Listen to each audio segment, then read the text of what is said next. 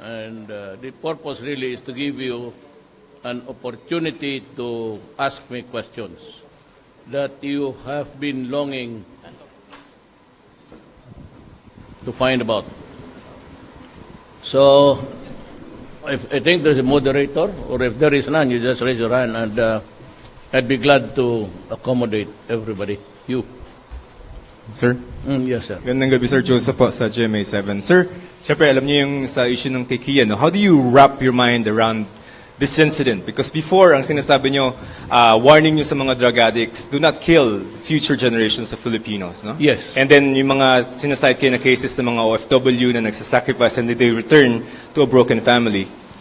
Kian is a perfect example of a person yung inaalagaan ng magulang and then allegedly pinatay ng mga rogue police. How do you wrap your head around this incident first?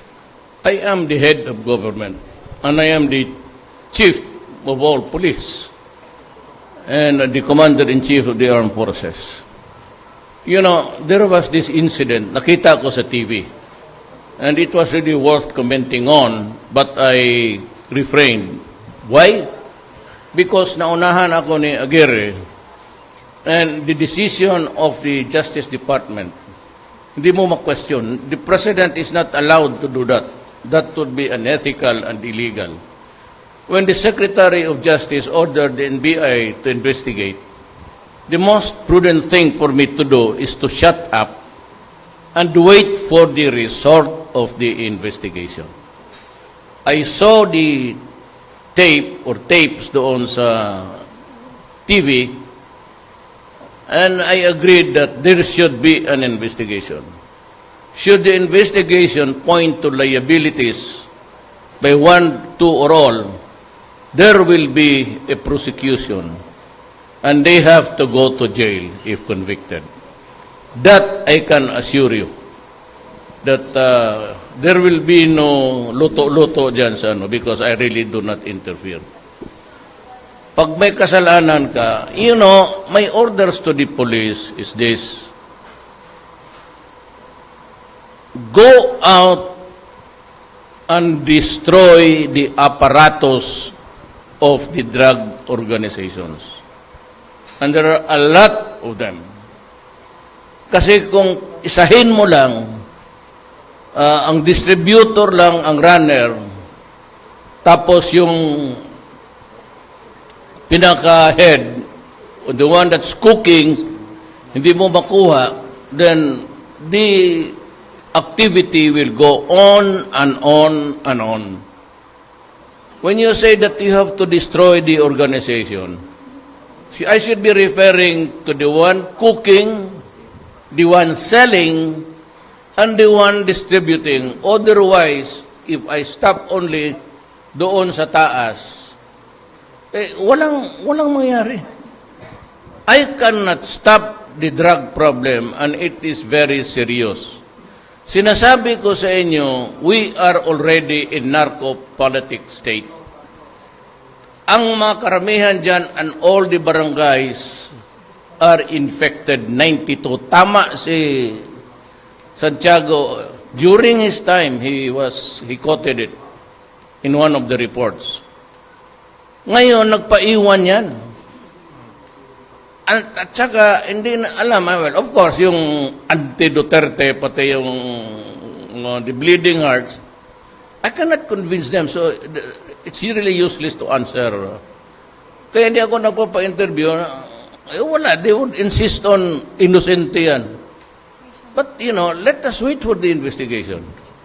And if the investigation points out liabilities, criminal liabilities, I will order that prosecution to the fullest, to the extent of the law, to the full extent of the law.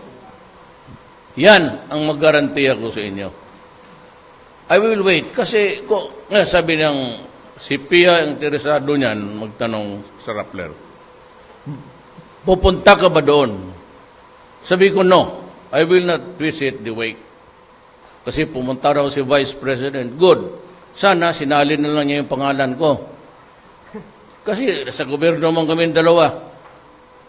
Ganito yan eh. It is pregnant with so many suppositions. One is that, look, Duterte went there maybe to apologize kasi totoo yung talagang nangyari. Then I would be putting so much pressure on the police. Mataranta na sila niya kasi ganun. Kaya siguro naghingi ng tawad si Duterte. I cannot do that. I cannot do that because the organization sa PNP is under me. I would be the last person to condemn them without a valid investigation. Pero kung talagang rub out ng ganun, maasahan ninyo. They have to answer for it. They have to go to jail. So I am sorry, sabihin ko sa kanila. But yung sabi ko, go out and hunt, hindi ko na kailangan sabihin na wag ninyong sugatan, wag ninyong dapat sa paalang to disable, yung kay Doris. Doris, kung may baril yan, targetin mo yan dyan sa paa o sa bayag, he will be able to pull the trigger and kill the policeman. Baliktad na tuloy.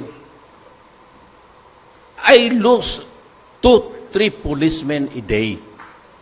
Nung isang araw, they were about to serve a warrant o pinatay na una. Papunta pa lang sila, tinamaan na sa dibdib.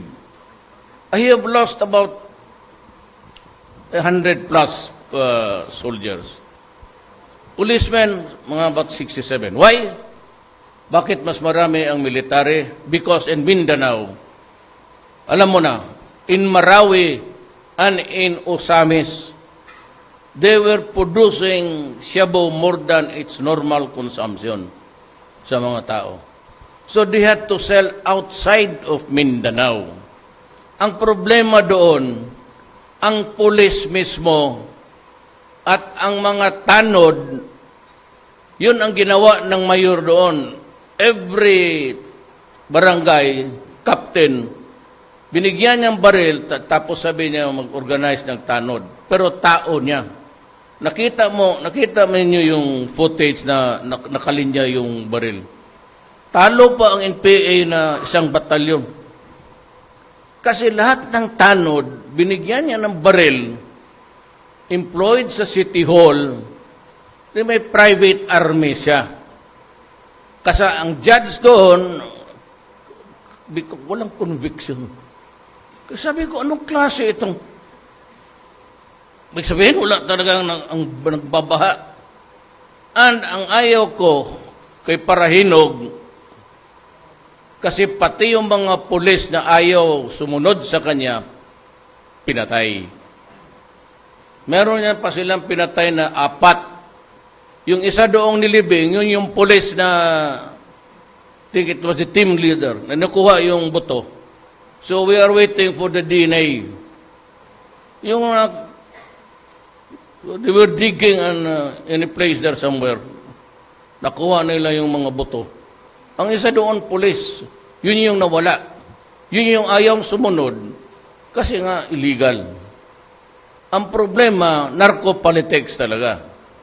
Walang eleksyon doon, takot ang mga tao, sunod lahat, at yung nakinabang, maligayang-maligaya. Kaya sabi mo, where's the big fish? Kaya Duterte, ano lang, o bigyan ko kayo ng, o si Albuera, mayor. Kaya lang nahuli, big fish naman sana yon, nilagay na lang sa aquarium, pinatay. So, outside of yung patayan, he was a big fish. He was the producer of shabu on the western side ng Cebu, western side. Ang eastern side, si Udikta couple, yung pinagbabaril doon sa isang port somewhere dyan sa paglanding nila. And ang mga mayors dyan, pati barangay captain, baka sinabi ko sa iyo, Iloilo was the hotbed. Ngayon, medyo berada. Wala na. So, ang Marawi ngayon, full blast sila. Tapos dito naman, yung mga vessels, foreign vessels, flying the international